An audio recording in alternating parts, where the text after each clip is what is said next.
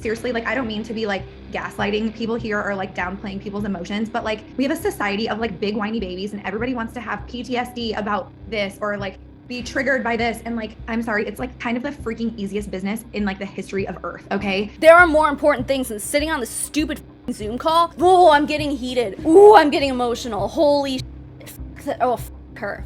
Her.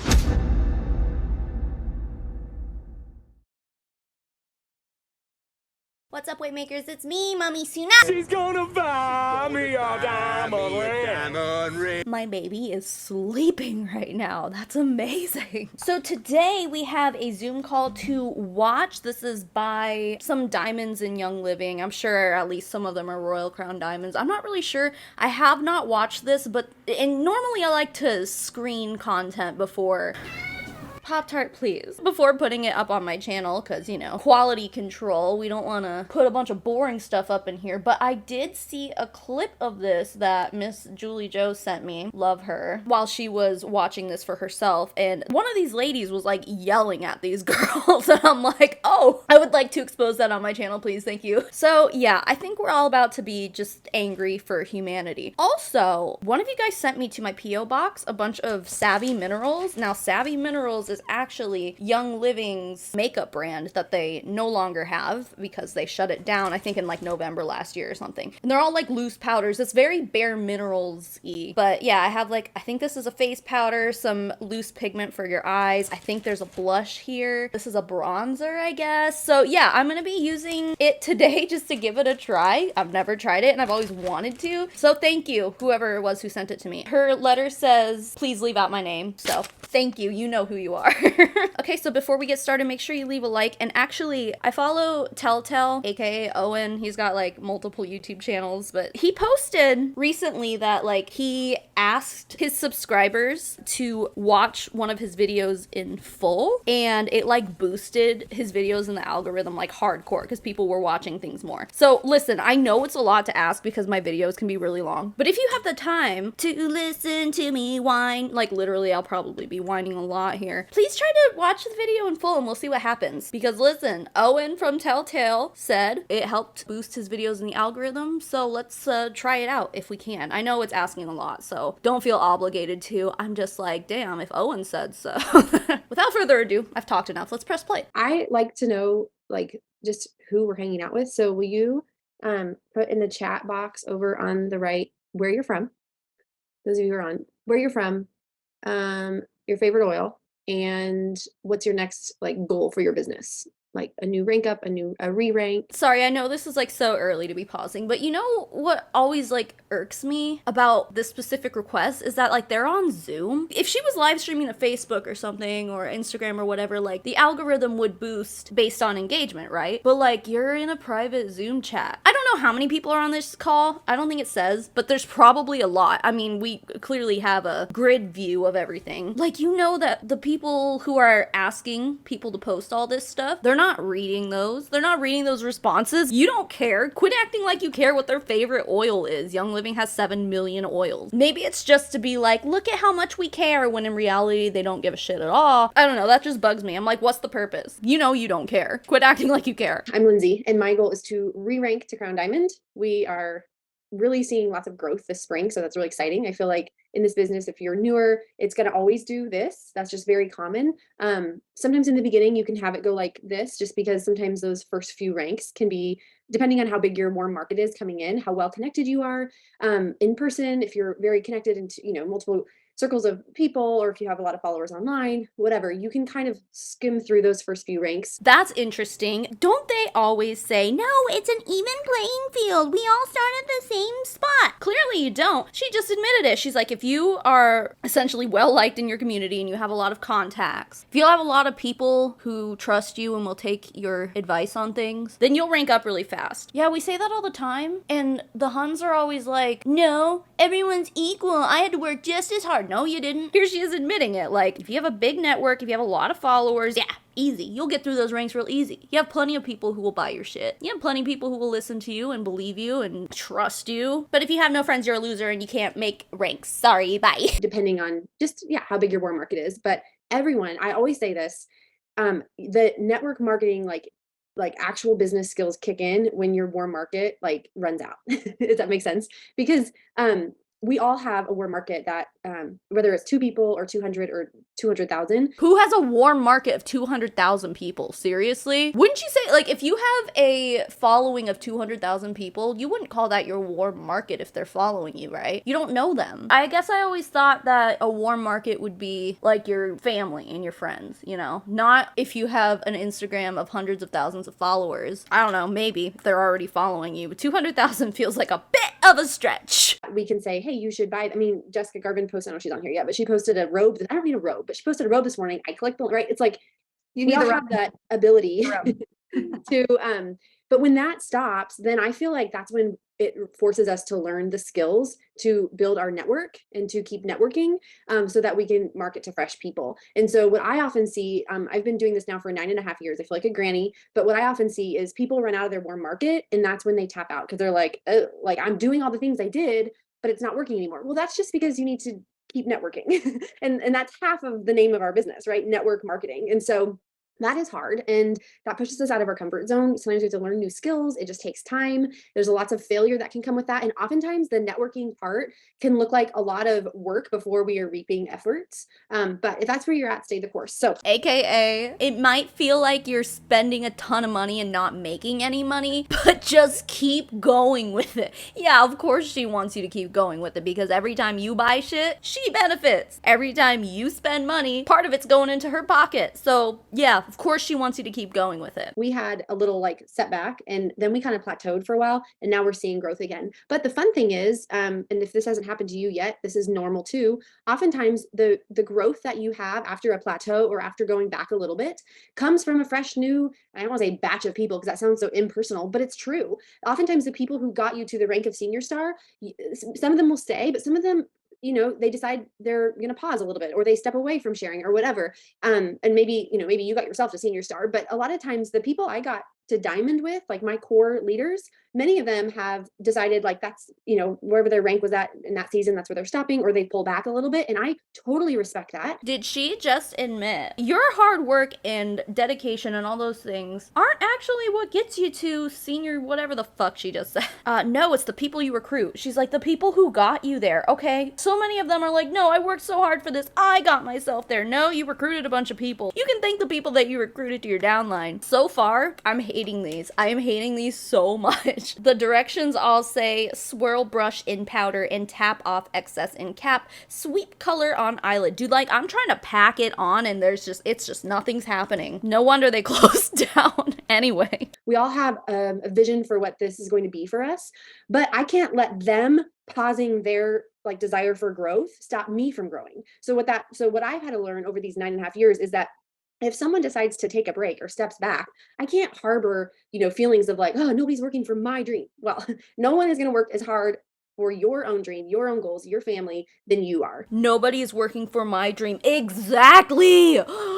Oh my God, that's what we say all the time because that's literally what it is. And she just said it. This was sent to me as an unlisted link. This is not public, I don't know if the Zoom call had a password or anything like that, but they did post this on YouTube and I was sent the link. Despite that though, they didn't put it publicly. Like you can't just go like see this stuff. And so they think they're essentially behind closed doors, just being like, don't harbor any resentment if people aren't working for your dreams. I thought that isn't what happened. Oh no. Think about the brand new person and speak in a way that they would want to do this. They would understand this. And so I think it's a really good idea to put a focus on flipping stars all the time. Focus on just like starting fresh with stars. Can you get 1 or 2 new stars in that new leg this month? Can you go back to those, the leg you already have or the 2 legs you have, and can you flip a couple new stars? And when you just focus on that, it's just like anything, like weight loss or any big project you tackle. I think when they say flipping stars, does that mean taking people who are at the star rank, which I think is the 2nd rank, flipping them, aka helping them rank up? To put it in this way, it's like you need to focus on getting other people to rank up. And it's like they really have no control over that. Like, if someone is quote unquote failing at ranking other people up, they would say, oh, it's because your coaching sucks. Like, you're not a good coach, you're not a good leader, you're not a good manager, essentially. And it's like, no. And she even admitted that there are factors to your success in these businesses. What she mentioned was how much of a network you already have when you start. Yeah, that is part of it. If you don't have a network, then you gotta build one, you know? Not everybody steps into this on an equal playing field. There are a lot of circumstances that determine whether or not a person is going to rank up, ever. So it always is so weird to me that they make it like, if your team isn't ranking up, it's your fault. They're all their own individual people, dude. Like, you can't just like make people rank up. Well, okay, I say that, but I don't know if Young Living is one of these, but there are MLMs where, like, when people join your downline, or maybe it's just like your individually recruited people, you can like strategically place them on your team. Or people will even do it manually and be like, they'll send you the link to like someone else on their team to sign up under as their upline, so that it pushes that person to rank up, and then by that happening, then they'll eventually rank up. It's kind of shitty because, like, if you follow somebody on social media and you finally decide to take the leap and give them hundreds of dollars to join their fucking team, and they're just like, oh, actually, I don't want you to join my team, I want you to join Vanessa's team. And it's like, I want you to be my upline. It's all strategic and it's all crappy. So, I mean, maybe she's doing that. Like, I guess in that case, sure, you could build other people's teams for them by recruiting people yourself, but like, I feel like that's so scummy. I don't think that's ethical at all. Not that I think any of these parts of these businesses are ethical at all, but that part especially gets me. I'm about to try the Savvy Minerals face powder. It's called Veil. It's supposed to keep your makeup in place and add a natural looking finish. Yeah, we'll see about that. I mean, I have to go quite a ways to get back to Crown Diamond. And I have friends who are in the same boat. And sometimes that large like growth needed just makes people paralyzed. Like, right? It's just like, there's no way. How? Well, I'm not going to worry about the growth I need. I'm going to focus on exactly what I know, the baby steps to get there. I don't think this is supposed to be used as like a regular face powder, dude. Like, this is shimmery. Ah, shit. Oh no. Oh no, it's so bad. I feel like this should be a highlight. Oh no. I don't know if I can fix this. And I know not everyone has kids on here, but if you have school age kids, or little kids, May is a wild month. And also summer is kind of wild because we're maybe out of our routine, and kids are home or whatever the case is. You have to plan now that you're going to commit to this. Like, this is a job, right? And if you're on this call, you want this to work. Like, people who are not on this call are people who are probably doing this for a hobby. Those of you who are on this call, you want this to work. You want to work this as a job. Who the fuck does MLM as a hobby? Please. You can't just like step back from, a job for 3 to 4 months and expect it to still be there come fall. So plan to show up, but figure out how you can fit this into your life. Because if you have to like put your life on hold to work, or to grow your business, then that is not sustainable. So if you can only work on your business if your kids are at school, or like the perfect like situation is curated in your schedule, that's when you can work. I can only work if I'm at a coffee shop and I got my playlist up. No, that's not going to happen. You've got to make this a priority and figure out how you can fit it in. And so I always encourage people when we head to the summer to think of ways that this can fit into the things you're already doing, which that's what we do anyways. But I just think having realistic expectations is a good thing. I think that realistic expectations are important. Like, the entirety of what you do for a living is building unrealistic expectations. This entire call is building unrealistic expectations. Being like, look at me, I'm a diamond. Here's how I did it. I'm trying to rank back up to Crown Diamond. Ooh, here's how I'm gonna do it. Expecting that you're going to get there. Some might call it manifesting. I call it wishful thinking. You're not gonna be successful in this, I guarantee it. That's an unrealistic expectation that you're setting there. To be like, if you just like buckle down and do it, then you'll make it. It's like, takes more than that, sweaty. I've said this before. I'm not a huge influencer. I didn't grow through social media. I grew in events, and most of my team did too, but they've shifted a little bit. And I want to give you guys some advice of what I've seen work. Last month I did a Thieves Happy Hour pop-up. And so basically I put all over my Instagram, my Facebook, come to my house, make a Thieves Cleaner. I had a couple different labels they could pick from, and you can customize it with like these 4 oils.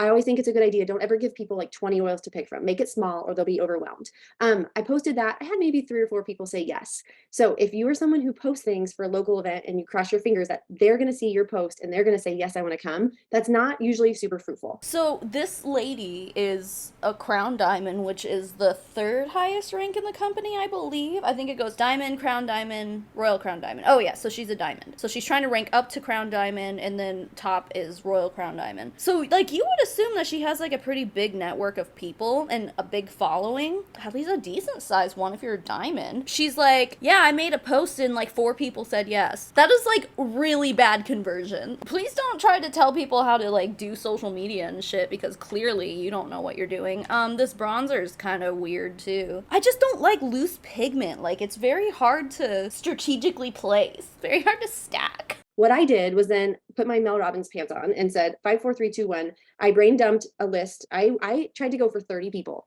because if you've ever had a wedding, you know, you plan for a bunch and not very many people, right? So I was like, okay, can you go for 30? So I tried to text 30 people. You guys, I texted my kids' teachers. I was like, hey, I'm not sure if you're busy or if you're into this, but I'm doing this fun little pop-up happy hour with Thieves Cleaner. It's safe for kids, safe for pets, you know, and most of my yeses came from the personal reach out. So just a reminder from that. But then at that class, I actually did not pitch a lot of the starter kit or a wish list like I used to. That's how I used to do it quite a bit. And I still had gifts with purchase and stuff, but what I've been doing is using these events, these little like pop-up events, as basically a way to get samples in their hands. So I don't look at it as they leave, I charge $5 or $10.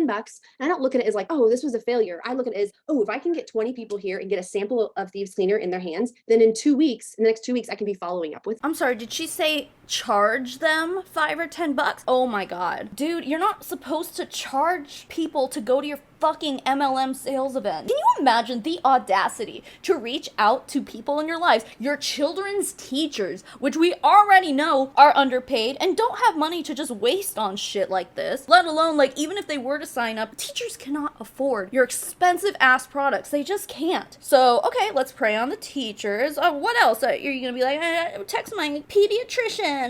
Like, what? Who else are you gonna prey on, dude? I mean, pediatricians could probably afford it, but they also, for the most part, know better than to give in to your oily bullshit. Wow, that's infuriating. And so I look at them as live sample classes. So I encourage you guys to think about that this summer. We have insect repellent wipes, we have sunscreen, we have a million things that go along with summer. Ningxia pouches, you can turn them into popsicles. Think of how you can theme it and have people over. And Ew! God, I know that I am pausing a lot. Listen, I get it. Popsicles have a lot of sugar, like classic popsicles and stuff. Not necessarily great for you or your kids, but as somebody who has tried Ningxia Red, I can tell you that it's gross. It is nasty, okay? Like, honestly, it's a fruit juice, so like you would think that it at least tastes okay. Listen, it's drinkable, I guess, at best, but it's not as good as you would think it is. It has a really strange taste, and it makes me sad to think that like parents are like, oh, hey kid, you want a popsicle?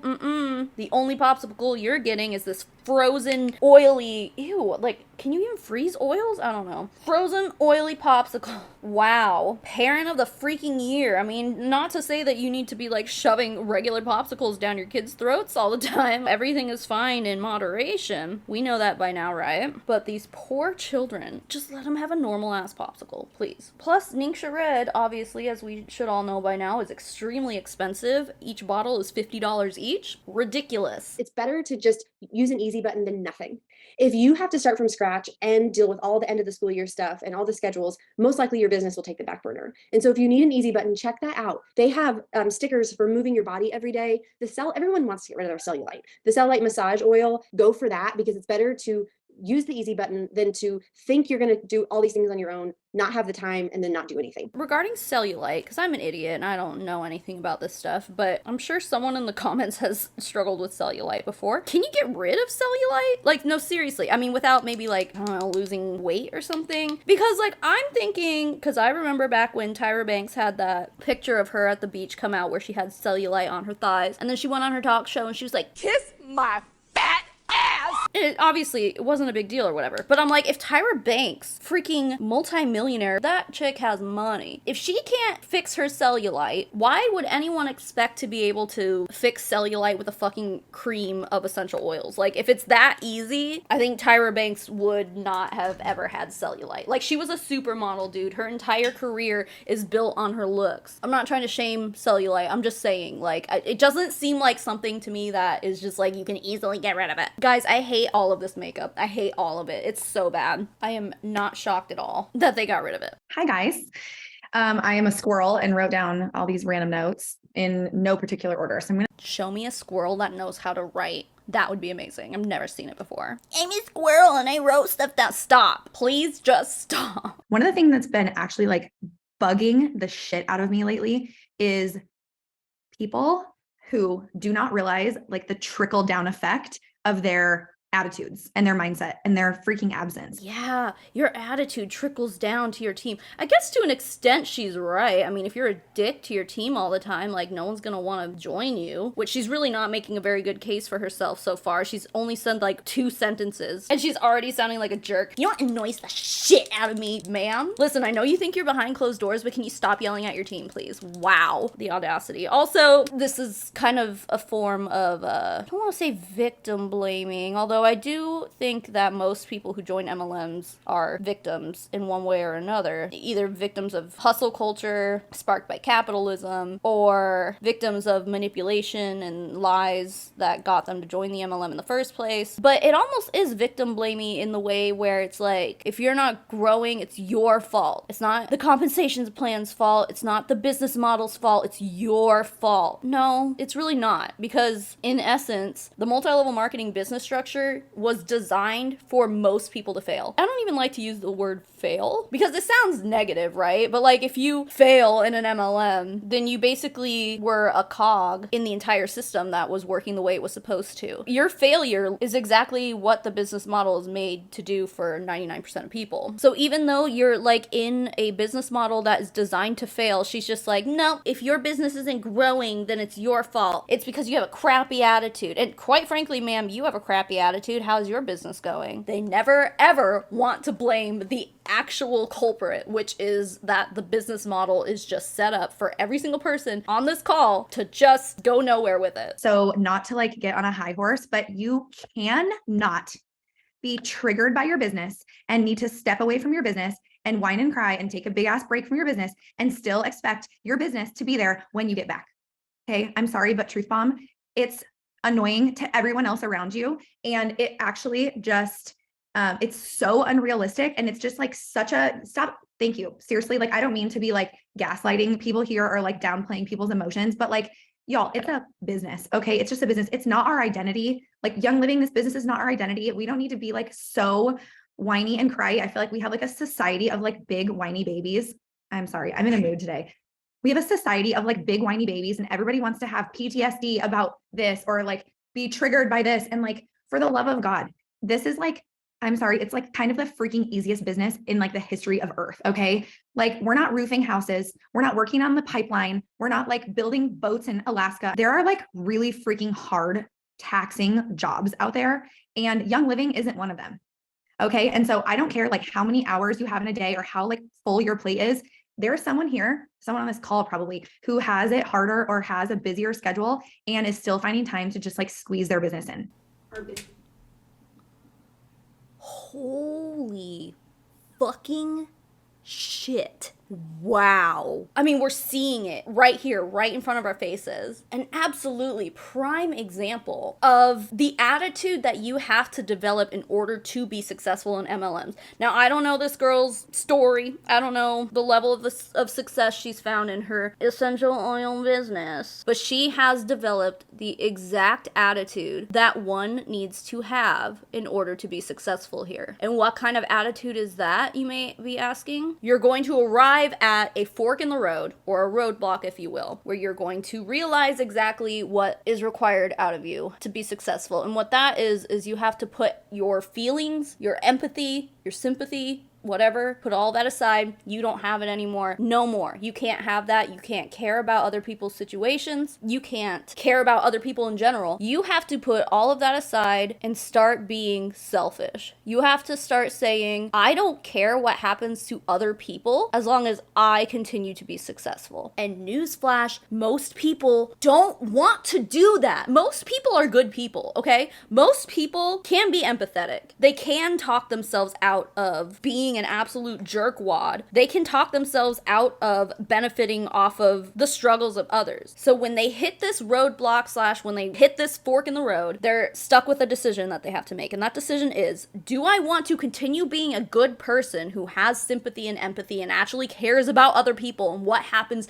to their families and their lives? Or am I going to be like, you know what, I don't care. As long as I get ahead, I don't care. May God have mercy on their souls. Most people are going to turn around. They're going to go, I'm not doing that. I'm done. Or they'll be like, well, I guess I'm happy where I'm at and I don't want to go any further with this because like that is not the person I want to be. Who watches this? Like imagine this is your upline. Imagine you go into this Zoom call to get some training. Like, is that what this is? This is, I guess, training. Sure, yeah. It's called Dreaming with Diamonds. Like, this isn't dreaming. This is her telling you, like, exactly what the truth is. This is the truth. She is speaking truth, but it is a very unfortunate truth that I think a lot of people don't realize. You want to be as successful as her? You want to have all the material things that she has? You got to be a dick. You got to stop being a decent human being and you got to be a dick. That's it. She's showing it right now. Like, imagine hearing this and being like, I aspire to be like her. You aspire to be an asshole? Because that's what she is. She's literally saying, stop saying you have PTSD. Hey, some people actually do have PTSD. Shocking. She might as well be saying like, stop saying you have cancer. Like if someone has cancer and they're like unable to work their biz because they're like going through like chemotherapy or something and they're like just sick out of their minds all the time. Like it's pretty hard to freaking function while you're on chemotherapy. I mean, I don't know this. I've never done chemo, but I've heard the stories. Just like, stop saying you have cancer. Stop using your cancer as an excuse to not work your business, basically, is what I'm hearing. Oh, you have to go to the hospital to give birth to a baby? How about instead of using that as an excuse to not build your biz, use it as an excuse to build your biz and say, look at, I'm so strong and I can work my biz while I'm giving birth, while I'm pushing a baby out of my hoo-ha. Look at how successful I am. It's like, yeah, they would rather you do that than be like, I'm gonna take some time off. Sorry, this eyelash like did not go on where I wanted it. No, you're not allowed to do any of that. It's all just an excuse. My cousin, when she was pregnant with my, I guess he would be my second cousin, huh? She was like out of work for I think like 3 or 4 months. I forget what it's called, but like literally she had to be on IVs and stuff because she had such bad morning sickness that she was just like nonstop puking, couldn't even keep down water. She had to be on an IV getting fluids and stuff. And that's like an actual condition. I just forget what it's called. But it's like, okay, so if someone is like that, like just having just the worst time ever, stop using that as an excuse. What are you doing? Like, dude, people are allowed to take breaks. As a matter of fact, mental health is so freaking important that people need to take mental health breaks. In any job, not just an MLM, not just like YouTubers and stuff. Sometimes you need to just take a break. What I'm hearing is you don't get to have time freedom. Even though when she's on her Facebook and Instagram and stuff, I guarantee she's talking about how much time freedom she has. But here she's like, you can't have time freedom. You're not allowed to take a break. Not for you. No, no, no. Bro, like what is it? Do you have time freedom or not? And like if that time freedom is at the expense of me being a good person, then I don't fucking want it. Oh my God. Like what a monster of a human being. I cannot with this woman. She is awful. Just awful. She's like, I'm in a mood today. I guarantee she's like this every day. What we physically like do, it is not hard. And it shouldn't like be so all consuming that you have to like step away for 3 months at a time or like fully shut down. Because what happens is this concept of the damn trickle-down effect. Okay. As soon as you disappear from your business for like X number of days, weeks, months, all of the people that you personally enrolled and all of the people that you like showed up for however long, they are going to think like, oh, that's what we're doing now. Okay, cool. Well, if my upline doesn't have to show up, and if the person that enrolled me isn't showing up and they're not hosting events anymore, and they're not talking about oils anymore, and they're not sharing anymore, and they're not in our Facebook groups commenting anymore, I guess I don't have to be either. You are like setting the literal standard for what you expect your people to do. And I'm going to tell you what, you're letting them down. We told people like, this is a life-changing business. These products are life-changing. Jumping in and doing this is going to be so amazing for you by like having all your own drama and all your own like being in your feels about your business and like stepping away from it. You're letting people down. These people who like believed in you and believed in what you were telling them and what you were selling to them, for you to just decide that like it's just not for you in this moment anymore. You're just letting people down. And it like actually just like breaks my heart to see, because I feel like we just have like such an amazing, obviously, business and products and all of those things, but like we have such an amazing community here that like the least we can do is like show up just with a little bit of consistency if your business matters at all to you. Okay. And so that trickle down effect is going to be at first on your front line. And as those people start to think like, oh, well, I don't really have to show up, there comes your second line. And guess what? It's not only going to be in your business. It's going to be like all of your circle around you. When you decide to show back up 6 months later or a year later, or maybe even never, you've basically like painted this picture for all the people in your network and all the people in your like inner circle that like we're mopey and we hated this business, was a struggle and a trigger and so much work and so hard and all these things that it's literally going to be impossible to ever bring your business back from the dead. If it was easy enough to get there in the first place, because she's literally sitting here like, oh, it's just so easy. This is the easiest business in the whole wide world. Oh, my baby's awake. He's got a bad head. Oh, boy. She's like, construction is so much harder. Physically, yeah, it's definitely more physically demanding than being an essential oil salesman. But I would argue that like construction is kind of, it's obviously based on a lot of brute strength. And, you know, physical stuff. Probably shouldn't be a little weakling if you're gonna do construction as a job. But in comparison to multi-level marketing, trying to actually be successful in it, I would argue that mentally, it's much harder than construction work. I feel like it gets more mentally taxing because of what I was talking about earlier, how you literally have to be okay with being a shitty human being. You have to be okay with victimizing people, with manipulating people, with lying to people. You have to be okay with all of that. And that's a pretty big mental hurdle to get over. It makes me so mad when these people try to make MLMs seem so easy. And she's like yelling at people for like, you're making it too hard on yourself. But it is hard. Maybe it wasn't too hard for you to let go of your humanity, but it's a pretty hard thing to do for most people to let go of their humanity, because we as people are sympathetic beings. Most of us are. If it is easy for you to drop all of that and be like, I don't care about other people, then yeah, I guess MLM is a pretty easy way to make money for you. Just like in the way where if you got a big burly guy, well, you know what? Women can be big and burly too. Women can also do construction work. But for the sake of this example, just imagine like the biggest, buffest man in the whole world. If you tell him to do a construction project, like I'm sure he'd be able to do it pretty easily. Easier than someone like me who has like zero muscle mass. But it doesn't matter how big and strong you are physically when it comes to MLMs like this. I mean, maybe in like MLMs like body or something like that. In general, it's all in here. It's all based on your feelings about other people. We've got to find a way to like get real with ourselves and put in the effort to like grow this business and like set a standard for how you want your team to grow and like what you want your team to do. Absolutely, the trust is lost 100%. I've said for years, like we tell people like our business, these products are going to change your life and you're going to love all this so much. And you're never going to change your mind. But then like we don't end up helping people get on loyalty rewards. How is the business going to change their life if they're not on loyalty rewards and getting those products in their hands every single month? The same exact thing goes for the business. We've invited all these people to come into our business and we've told them it's going to be life changing. But then we don't even set a good example and like lead by showing them how to do it every single day. We've said for a long time that you need to be the brand partner that you expect to see, that you hope to see from the brand partners that are on your team, right? And so today I just want to encourage you guys, not so much for the people on this call, because obviously this doesn't even apply to you guys because you guys are amazing and you're showing up and you're putting in the work for your business, but to maybe like just have this to like tuck in your back pocket when you experience this with other people on your team who say, I'm going to step away for a while. I just really don't have time to do this business right now because I'm doing XYZ. So shame them for feeling like they need to take care of their mental health. Or if they have like a family emergency and they need to step away, shame them, basically is what she's saying. Make them feel bad for prioritizing their health and their family's well-being. You're such a good person. Wow. Blah, blah, blah, blah, blah, blah. Guys, it's not hard to just like show up for your business just a little bit. And so if that looks like getting on the calendar, scheduling, maybe you're going to just do a little bit of oils. I mean, even the bare minimum, we can do 30 minutes, 2 days a week. I mean, that's the bare minimum, right? Like I am really passionate about this job. I know so many of you guys are too. And I know that you pour hours and hours and hours into this. But here's the thing that I think about.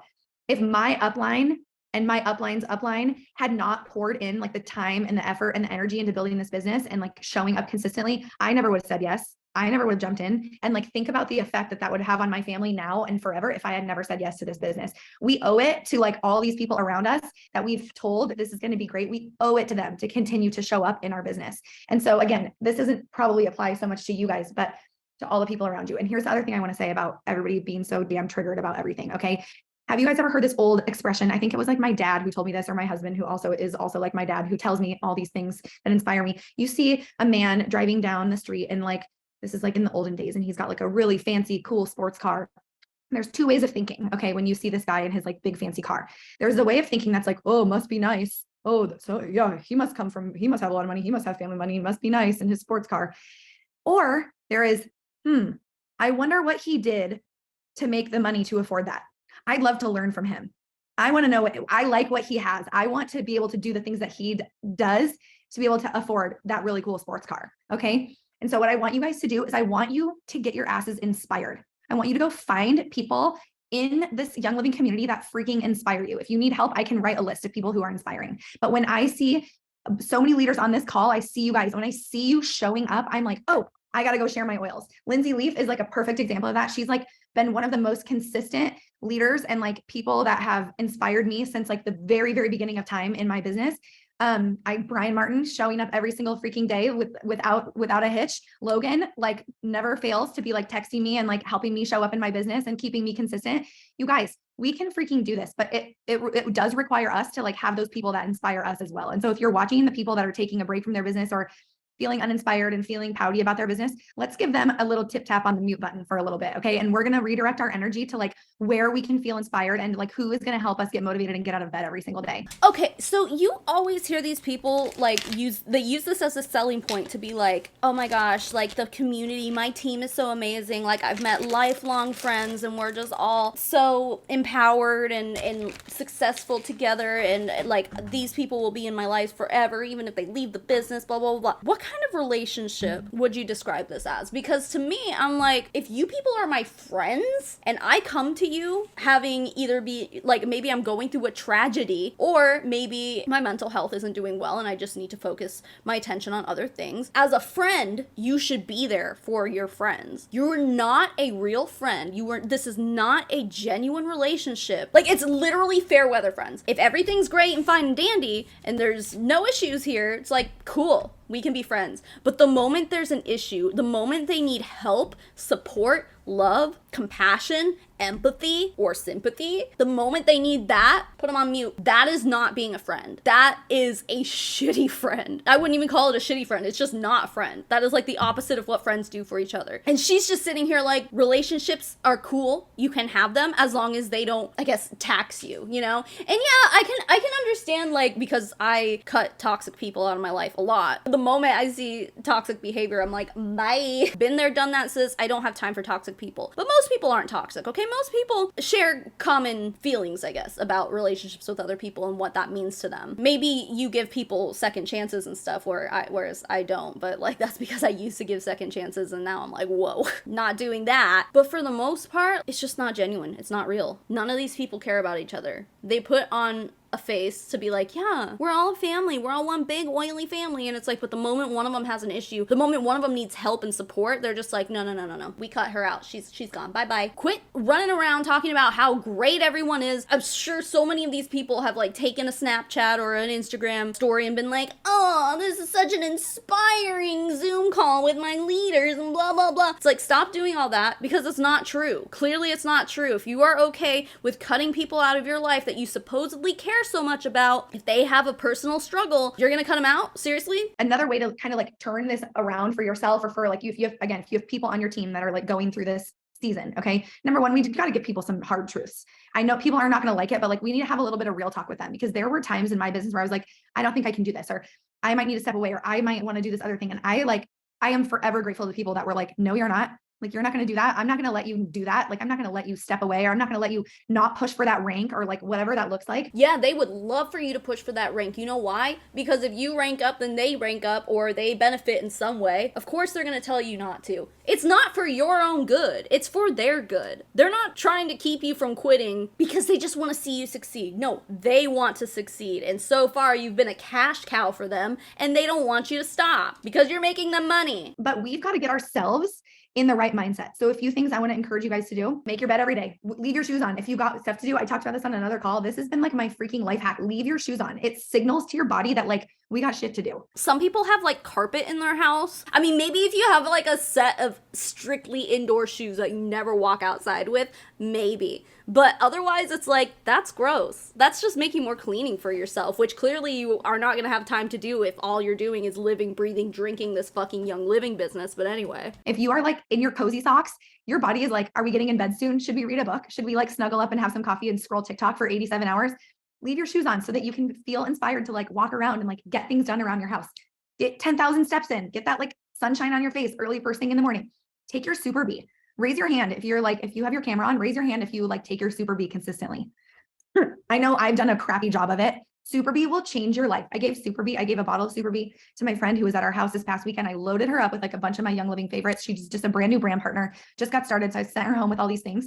And she messaged me without even like reading it on the bottle. She was like, why have I been in the best mood of my life for the last like 3 days? And I was like, read that Super B bottle. She's been taking her Super B because first she texted me, why is my pee neon green? But then after a couple of days, she's like, I've been in the best mood of my entire life for the last 3 days. Super B, I just Googled it. $22, well, $22.75 at the discounted rate, almost $30 if you don't get it discounted. But anyway, it's a supplement that contains all 8 B vitamins and bioavailable chelated minerals to help you maintain healthy energy levels. I don't think there's even essential oil in this, which is shocking. Yeah, dude, this is literally just a multivitamin with no essential oils in it. Why does Young Living make this? Promotes a positive outlook and healthy energy. It's a multivitamin. Supports normal cardiovascular health. I mean, literally, like, all the things in here are just, like, normal. Like, you got riboflavin, niacin, vitamin B6, B12, biotin, calcium, magnesium, like, zinc. Yeah, it's a multivitamin. Maybe if you go from never taking vitamins ever, and then, like, suddenly now your body has some of the vitamins that it wants. Maybe. Don't tell me that you switched from a regular-ass multivitamin to Young Living's multivitamin, and suddenly your life was changed. And it's like, she's making you sound like it's a freaking antidepressant, dude. No. It's a vitamin. And I was like, did you read your Super B bottle? It literally says like promotes energy and an improved mood. Like, when you have that good mood and that good outlook on life and that energy, you guys, the trickle down is the opposite of like the bad trickle down. It's the good trickle down, and it like trickles out, and all the people around you are like, I want what she's having. I want that business that she's doing. I want those supplements that she's taking, right? Like, the people are watching you. Your team is watching you, but also like your circle is like, gosh, they look freaking happy. Like, I want to do what they're doing. And so I know it seems like so trivial to be like, y'all better go make your bed now, but I mean it. Like, these things are going to have a direct impact on your mood and your energy and like the way that you like freaking crush your goals and like work your business, right? If you struggle with being like, okay, how am I going to get all these things done? Okay, you're going to do oils for 30 minutes on Tuesday and 30 minutes on Friday. You know that people are most likely to buy on Fridays and Sundays. And Monday mornings. People are most likely to buy. On Monday mornings, everybody feels like a big slobbit because they didn't get enough sleep on the weekend, and it's Monday morning, and now they got to go to work, and they don't feel great, and all things suck because it's Monday morning. People are going to be likely to buy your Super B on a Monday morning. They're going to be likely to buy your supplements and your energy and all the things that you are sharing that's going to make them feel good and happy. They're likely to buy into your business on a Monday morning because they're probably about to like go do their 45-minute commute to work, and they just got all their kids dressed and ready for daycare before they go into their office job. That's when they're buying into your business as a Monday morning. Get them when they're most vulnerable. Get them when they're at the most unhappy of their day.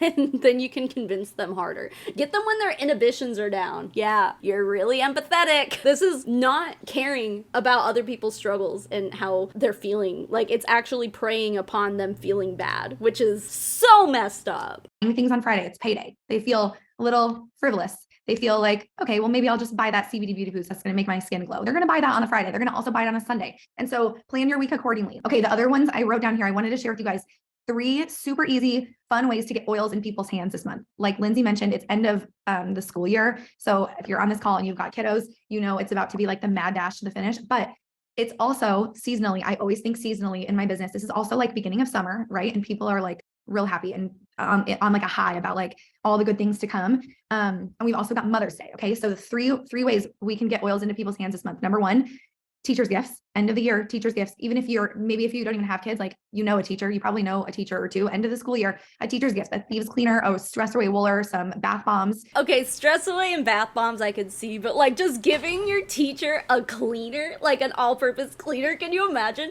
It's almost the equivalent of just going to Walmart and buying them like Mr. Clean, you know, being like, here you go, thanks for teaching my kid. That's so weird. Things that can potentially help with stress and, you know, bath bombs and relaxing and self-care, I guess, if you will. While I certainly wouldn't recommend giving them freaking Young Living shit, like, oh my god. Your children's teachers are not going to become your customers. They can't even afford to teach, let alone buy your overpriced crap. Can you just give a gift to somebody without benefiting from it? Like, because then at that point, it's not a gift. It's like you're intentionally trying to benefit yourself by giving a gift to somebody. And in that case, it's just like, it's calculated and it's not genuine. And it's weird. Anyway, can you guys not do that? Go to Lush, buy them some really nice bath bombs. There you go. I just hate this. Just like a fun little summer bundle of happiness.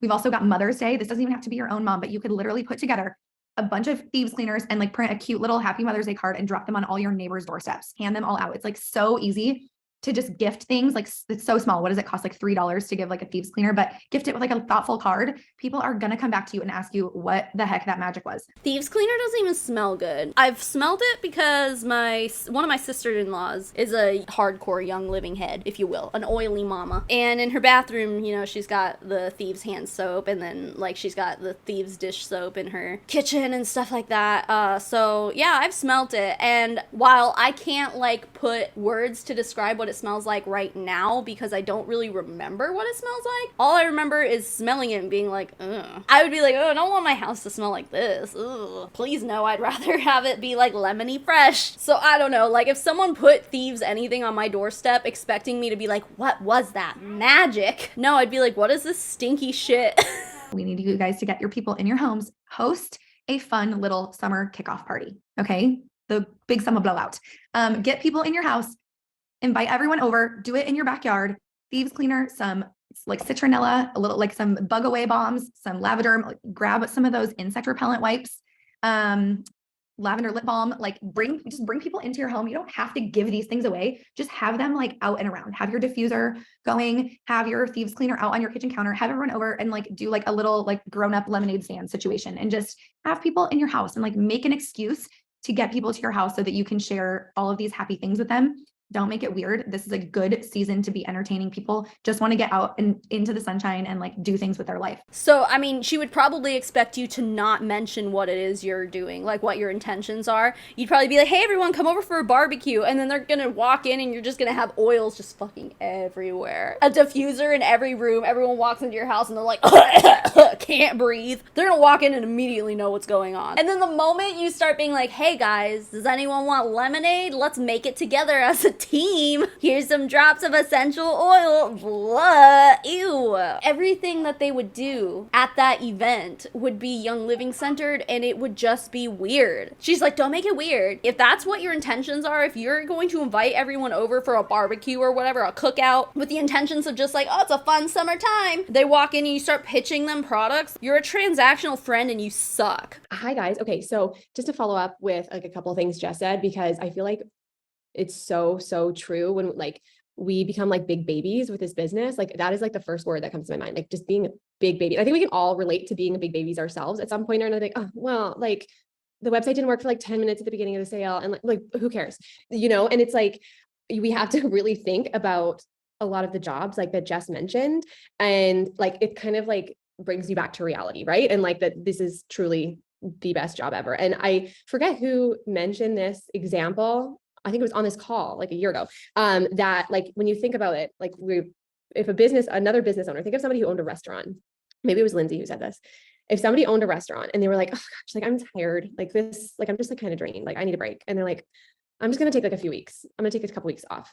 What would be left in their restaurant business when they came back? Like think of how hard it is to start a restaurant business, right? And they grew it to the size and then all of a sudden, like whatever happens, they're tired or they're not feeling well and they want to take a couple weeks break. Okay. If they just completely checked out for like a week or two or like 2 months, they would come back and there would be nothing. There would be nothing. They would have to start from scratch. None of their customers would trust them. None of their employees would trust them. Nobody working like there would trust them. They would never, no, they would have to start from like, cause no, everyone would be like, we're not going to work with you. Like you just like took off.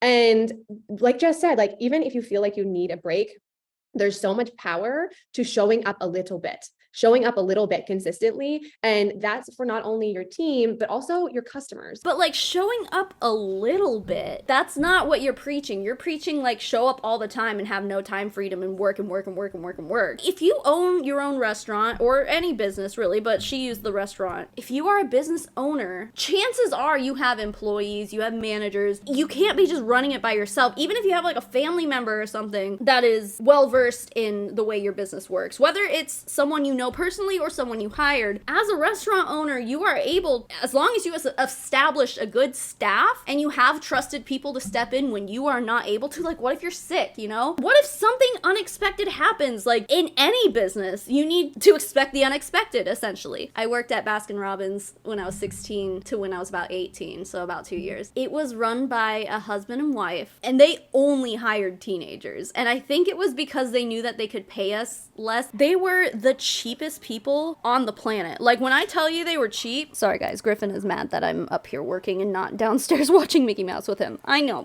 I'm sorry. The reason I ended up quitting that job is because I was trained to be a cake decorator making $7 an hour. And my boss yelled at me for using too much frosting on one of the cakes I was making. She got so mad at me. I was like, I'm done. I quit. I was 18, so it's like whatever. I was like getting ready to move out and do other stuff with my life. And I was just like, fuck this. Bye. I witnessed this woman spill a few things, actually. I witnessed her spill cake frosting on the ground and cry about it, literally shed tears over it. And then another time she spilled M&Ms on the ground and picked them up and put them back in and sold them to customers. Yeah, these people were very, very cheap. But like they did not have anybody that they trusted outside of the husband and the wife. And if their grown-ass son came home from New York City to help them run the business, and they would help him. But it's like no one could close the registers, no one could be an actual manager, no one could override anything, like no one could do anything. We were all under the age of 18.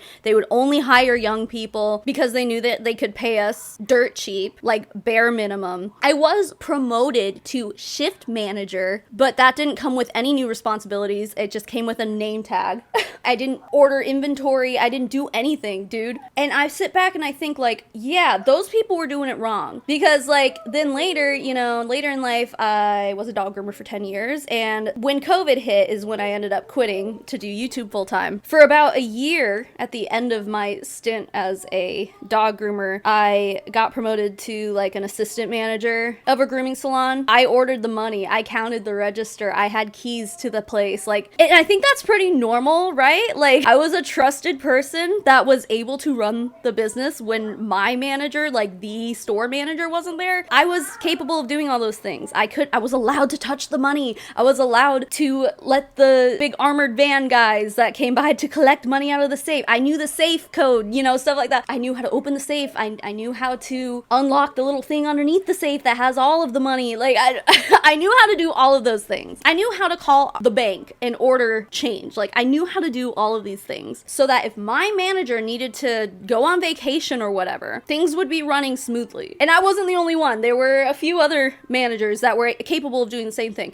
When you own a business, while obviously a business is a big responsibility and you really should be the one who's present and making all the decisions, you also are responsible for hiring a staff that you can trust so that you can have time freedom as a business owner. But she's making it seem like, if you own a restaurant, you go on vacation, you're gonna come back to nothing. It's gonna be chaos. It's like, who did you hire? Are you my old managers from Baskin-Robbins who only works for themselves? Like, I don't think they ever took a vacation. No, they couldn't. There's no way. They could not. None of us had a key to the place. We didn't know how to work the register outside of like just regular transactions and stuff. Like there wasn't a manager mode that we knew how to get into. It's like, that's not time freedom. They worked alongside us. The wife was there every single day with us. She didn't take a day off. I think it was because they didn't want to hire like an actual manager that they would have to pay more because they weren't trustworthy and they were really cheap. They were doing it wrong. Yeah, if you're that kind of business owner, you fucked up. Be a responsible business owner, hire people that can run the business so that you can live your life outside of the business you started. I think that's generally what a lot of successful business owners do. Now, obviously, I mean, I wouldn't call myself a business owner. I'm just like self-employed, I guess. I don't even have an LLC or anything like that. I don't want an LLC. You know, don't take any of this as business advice because like I don't own a business. I'm like a freelancer at best, I guess. But all I'm saying is she is, again, setting unrealistic expectations for what it means to be a business owner. She's saying that you cannot be a business owner and enjoy yourself. You can't go on vacation. You can't take maternity leave. You can't do any of these things. Where is the time freedom that you're always preaching about? And how are you like okay with living that way? Now, sounds stressful and shitty. And it probably is stressful and shitty based on how this woman was talking to us before. And this lady's buckling down on it and being like, yeah, what she said.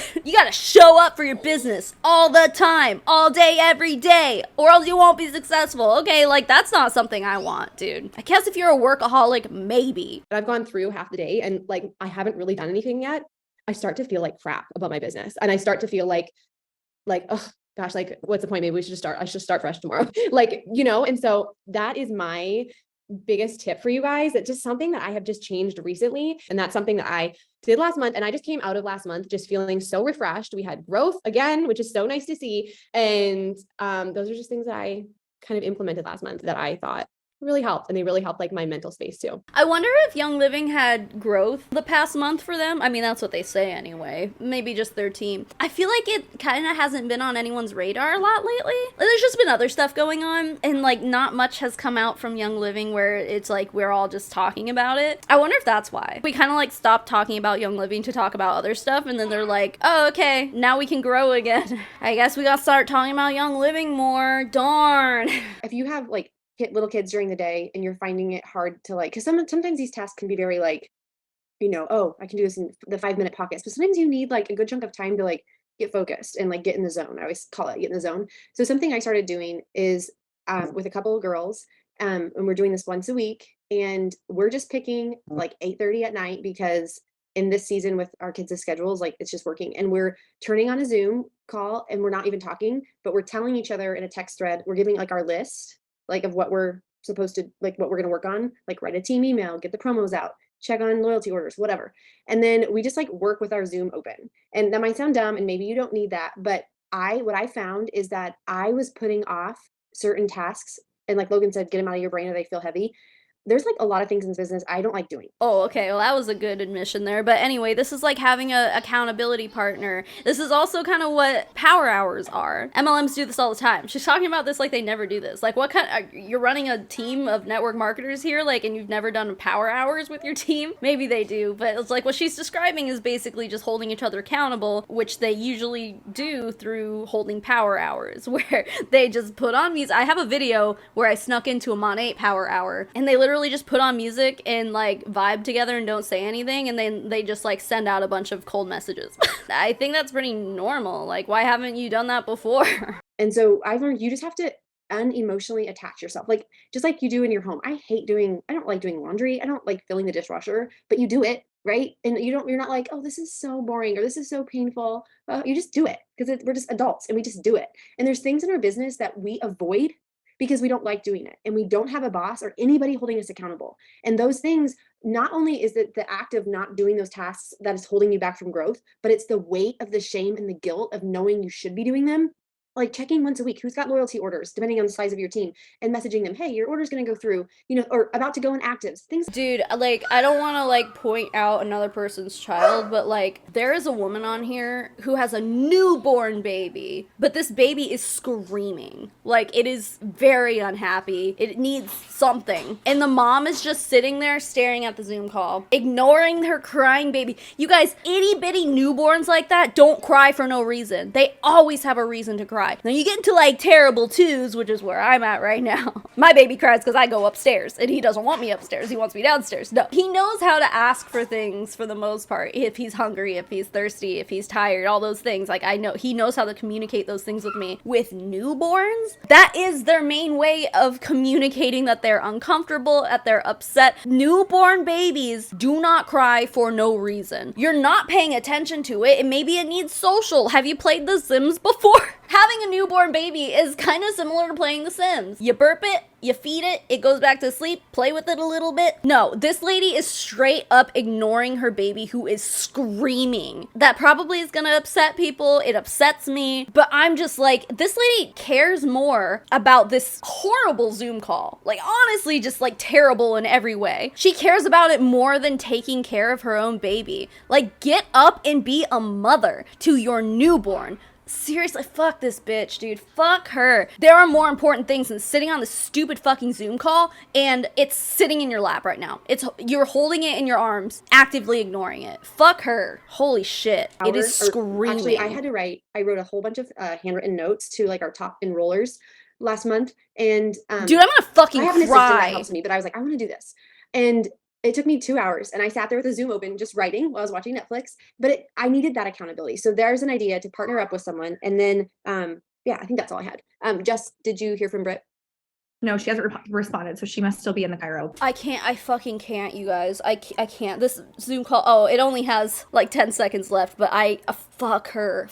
Fuck her. Paying zero attention to it. I'm so sorry to bring attention to this because it's probably like that video is so upsetting to me as someone who has had newborn babies. I get it, like it can be frustrating when a baby cries, but that baby is way too young to let it cry it out. It's not crying for no reason. It's not crying just because it feels like it. Like there's something wrong with that baby and you need to stop what you're doing. And oh, I'm getting heated. Ooh, I'm getting emotional. Holy shit. Fuck that. Oh, fuck her. Fuck her. Calm down, Savannah. Holy shit. 10 seconds left. I couldn't even focus on what she was saying because how upset that baby is. That's the most upsetting thing about this whole thing. Like, oh my God. So we'll end it for now. Yeah. And Please end it. we'll make her come talk extra long next time. Cool. Okay, you guys, thanks for being on. And we'll see you in June. Oh my All gosh, right. that's Bye, crazy. guys. Bye. I don't have words. The end of it just like ruined my fucking day. I'm sorry if this video ruined your day, and I'm also sorry for at the very beginning for asking you to watch all the way through to the end of this video because you had to see that. And I'm just, I don't think I've been this infuriated, like actually like emotionally angry at a call like this in a long time. And it wasn't even because of the person speaking. It was because my attention fell upon a crying child with a mother who was refusing to do anything for it. Fuck that lady. I get that it's hard to get work done, if you want to call that fucking work. I get that it's hard to do anything, to even like take a shower, to do anything as a mother to a newborn child or a father or whatever. To have a newborn baby in your house, it is hard to get anything done. I get it. But you also need to have your fucking priorities straight, and your priority is that baby. If that baby starts screaming, like that baby was screaming! It wasn't just fussing, it was screaming. You don't let a newborn baby just do that. I'm sorry to keep, oh my God. Like how fucking dare you? I'm pissed. Anyway, now I have to end it, and I'm just like not in a good place right now. Let's brighten the mood a little bit here at the end. First of all, thank you for making it to the end of this video if you did, because I asked you to, and that's very kind. And I hope that it helps get a boost in the algorithm here. We'll see what happens, and if it, I'll keep you all posted to see if watch time and engagement and all that goes up together. So thank you for doing that for me. Now, another thank you is gonna go to my patrons and my members. So the list of people I'm about to name off are my financial supporters. They get access to things like our private Discord server. We have a postcard club and early access to videos. They'll get early access to this video, sometimes more than that. So if any of that sounds good to you, you can go to patreon.com/Savannah Marie, or you can click the join button beneath this video to join my YouTube memberships. All of it is the same, just whatever platform you want to join on is fine by me. And with that, the biggest thank you in the whole wide world goes to Dave Kelly, Mira SIK, LaSalle Story, Laura Jensen, Mother Dragon 82, Han Bjornson, Baby Pink Pearl, Martine Hubert, Fallon Lowry, Hannah, Miss Blue, Blaze Goddess, Carrie K, Love to Be Evil, The Best Elephant, Jessica Billhart, Mitchie 84, Jess Kronfeld, Emion, Auntie Lou, Hula Chowdown, Janelle Pratt, Amanda Shannon, Elizabeth Wyatt, Sikesi Drew, Nitty Dragon, Leanne, Dan, Sheila Tapia, Willow Raymond, Amy Dolinak, Alice W., Caroline Reed, Charlotte Treese, Daniel Urena, Maddie Darley, Marley Fletcher, Ray, Tuesday the 13th, and Turd Ferguson. And to the rest of my financial supporters, thank you so much for being here and being you. And even if you're not a financial supporter, again, thank you for making it to the end of this video. Watch time is very important, and this is an experiment to see how important it really is. So thank you if you made it this far. Keep making waves, babes, and I will smell you all later. Mommy Tsunami out. Again.